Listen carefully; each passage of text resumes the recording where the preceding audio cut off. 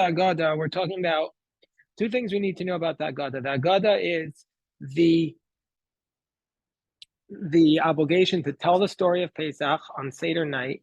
It's the most often printed book after the Tanakh. Or I think it might even be more than the Tanakh, than the Bible.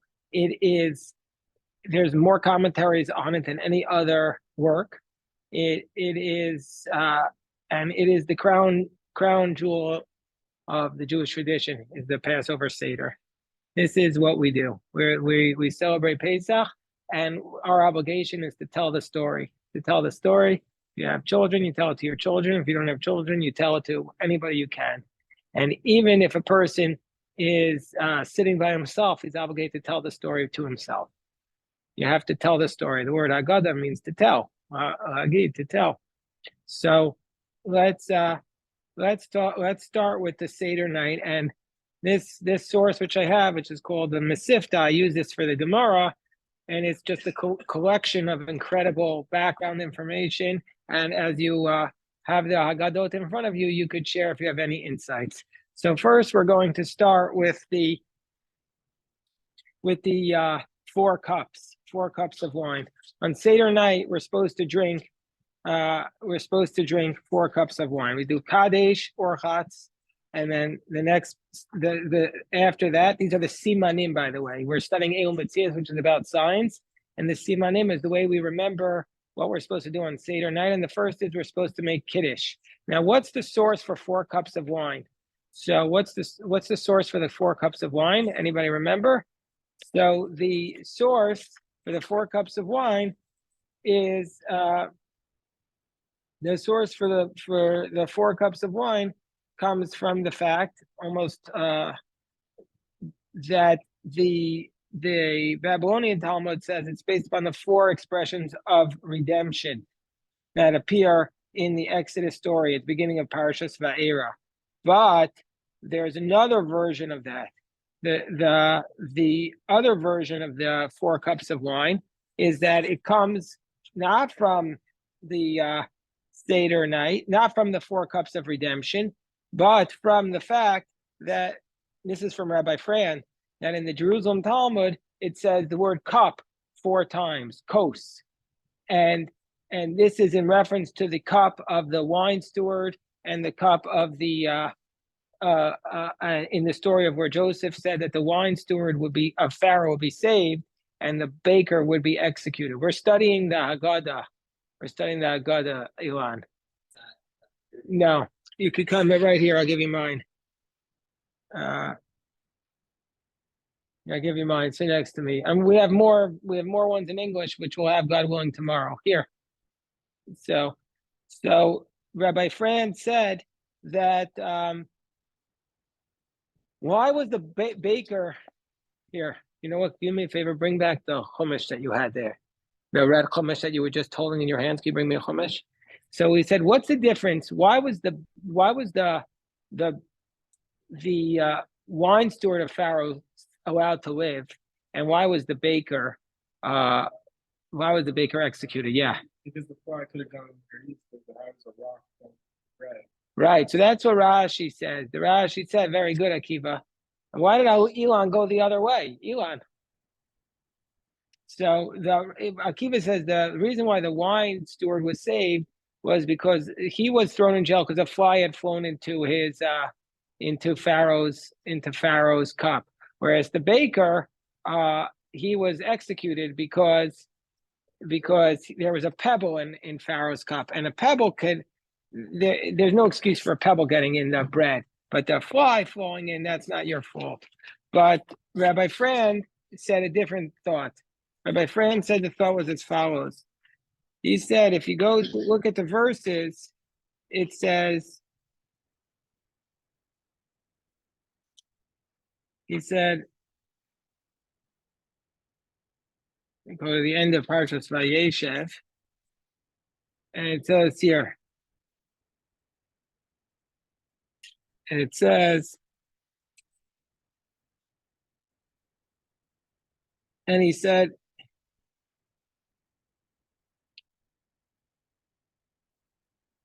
what was the dream of the butler? He says, I held a cup of farro in my hand, and I took the grapes and I squeezed them into the cup of Paro, and I put the cup on the hand of Paro. Whereas the baker said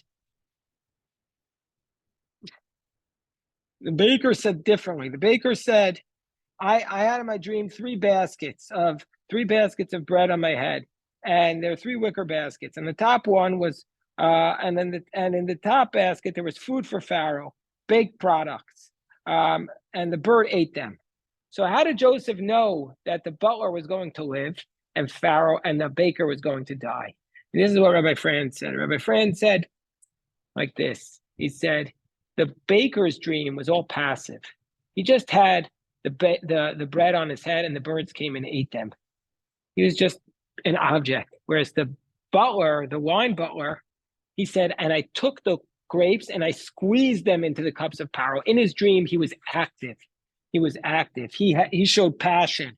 So that's why Joseph interpreted Pharaoh, the wine steward, as somebody who was worthy of being saved, because he didn't want to be acted upon anymore. He wanted to be involved. He wanted to be involved. That's just God willing. I'll bring Rabbi Fran's Haggadah tomorrow. That was one of the things that I made. So this is what are some of the laws about the 4 cups of wine? So some of the laws about the 4 cups of wine is that even a poor person who is dependent upon charity, and of course that we should not sit down at our Seder without giving money to charity so that other people can participate in the Passover Seder. I would recommend, if you want to give in Israel, I recommend Leket Israel, although there are many great charities. If you want to give locally, I recommend Yad Yehuda. It's a local food bank that I've seen firsthand how they help people, Jewish people who are destitute. These are wonderful charities. But even a person who collects money from charity should borrow money in order to drink from the 4 cups of wine. And everybody has to give. If you're a collector of charity, you have to make sure that a poor person, because this is a fundamental aspect of the Jewish people, that on the night of Seder, we drink 4 cups. Of course, you can drink grape juice. If wine doesn't agree with you, you could drink grape juice or wine, but you can only fulfill the obligation with grape juice or wine. You can't drink orange juice. You can't drink, I don't know what else people drink, like coconut water. You have to drink either wine or grape juice. So most people say they have to drink wine, but people say you could still drink grape juice. So also, what about women? Do women have to drink the 4 cups of wine? By the way, I want to just say, what's one of the concepts why people say you should drink wine Seder night is because you literally are transformed. The wine helps you become a new person. And so you become a little bit buzzed by the end of the Seder, and obviously not drunk, but a little bit like you become intoxicated with the redemption story. I mix a little bit because it's too much for me, and then I lose it by the end of the Seder. Yeah. 4 cups of wine, regardless of the span of the time, that's a decent amount of wine, and you're supposed to drink it in one. Yeah, it's not an insignificant amount of wine. More drink the wine, and it's going to make you less focused on the Seder or what's more.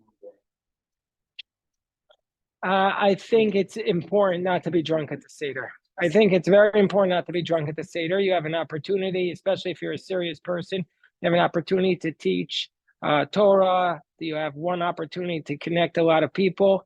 Speaking of Torah, we're dedicating today in memory of Janet's mother, Betty Levine. What's your mother's first name?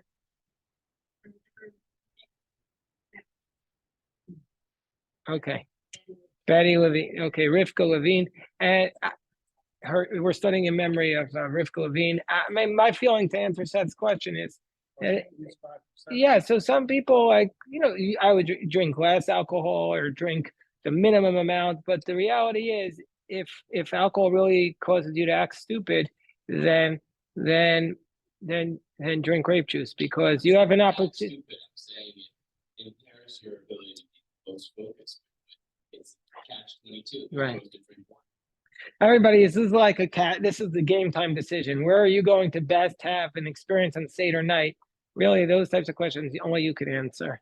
But for me, I get I get a little sick from the wine, so I try to limit. I try to mix it with grape juice a little bit, But the grape juice also bothers me. It's also the juice and the sugar, but I do the best I can. Now, what about women? Are women also obligated in the 4 cups of wine? They are. What? Probably. Yeah, I mean, whatever, gives me a headache. Women also are obligated because they were involved. They were also redeemed from Egypt. They were also redeemed. Not only were they redeemed, they helped the miracle happen. They saved the boys. They saved the boys, and also not only that, that they encouraged their husbands to have more children and give them the strength.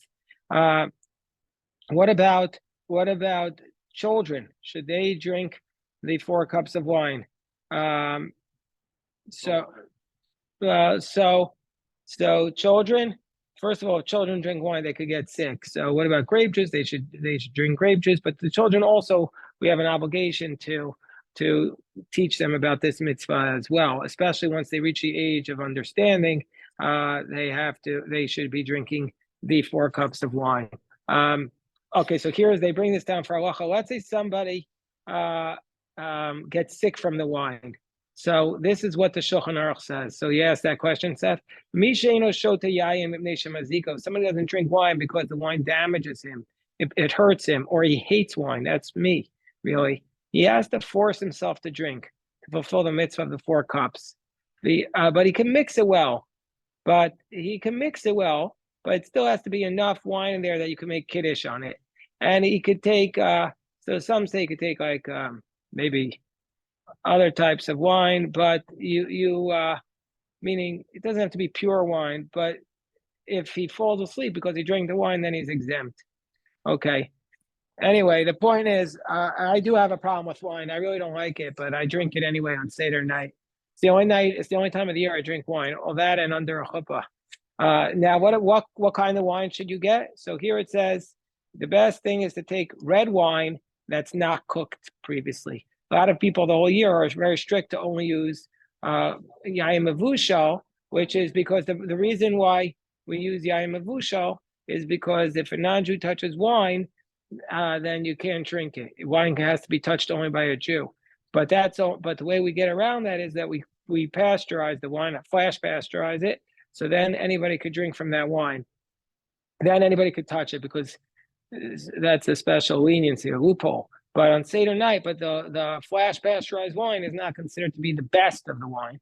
And so therefore on Seder night, it's better, according to the sources, to use non-mevushal. But it's a catch-22 because if you have people there, maybe it's going to get touched. So then better off just using the mevushal wine. Obviously, why do we do red wine? Because the red wine was what Paro reminds us of the blood that Pharaoh slaughtered. So right from the very beginning, we're going straight into the story because Paro spilled the Jewish blood in the Nile. But if the wine is white, or if the mevushal wine is better than the non-mevushal wine, then you could use it. What's the minimum?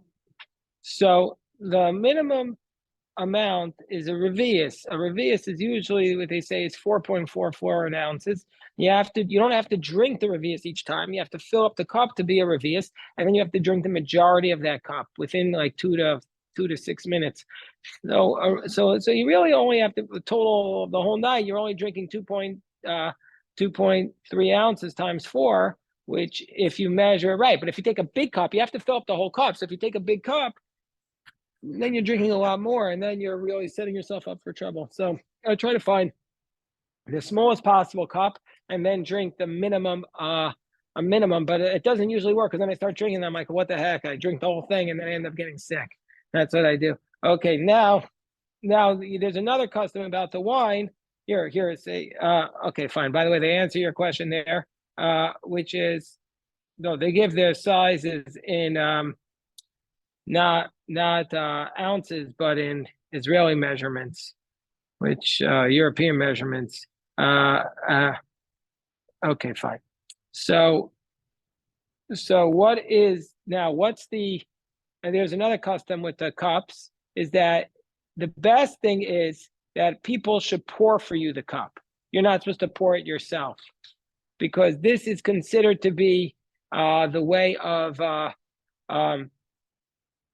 the way that a noble person behaves, that other people pour their wine for them, like you have a waiter. So even though you worked your blood, sweat, and tears to get the Seder all ready, and then you're serving the meal, pretend that you have a waiter and somebody else is pouring the wine for you on the Seder night. Okay. Okay. Some say, okay, so this is a question I brought before. Some say that you're supposed to drink the whole cup, but you don't have to be strict for that. But we'll leave that technical discussion. I gave you the real world answers. What about drinking more wine in between the cups? You love wine. You like to drink a lot of wine. You can drink more wine in between the cups. What do you think, Elon?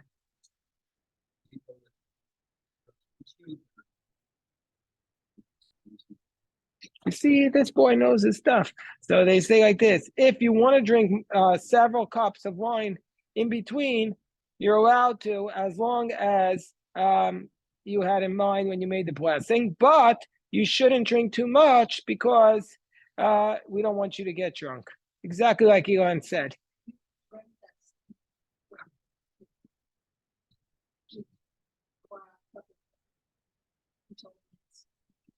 Oh, how long do you have to drink it?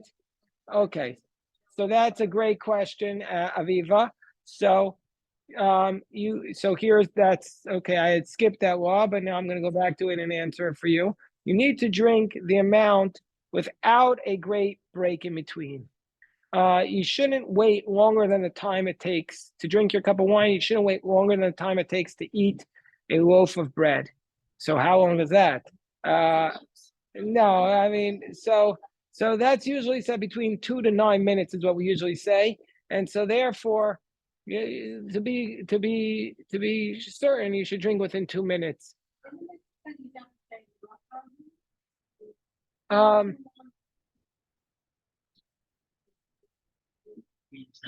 wouldn't have to make the bracha again, but then we're not sure that it's the first cup of wine. You wouldn't have to make the bracha again. You wouldn't have to make the bracha again when it's to fulfill the mitzvah. Now, okay, since we started discussing this, I should go back and we skip one more halacha, which is at the very beginning, we could say this. Oh, we didn't get into it. I didn't realize the time is flying. See, about the Seder, we could talk for endless amounts of time. So we'll stop here. And tomorrow, God willing, we'll try to bring up the next row of books for the Haggadahs from the basement. We'll try to find that afterwards. Okay, let's stop in mincha at this time.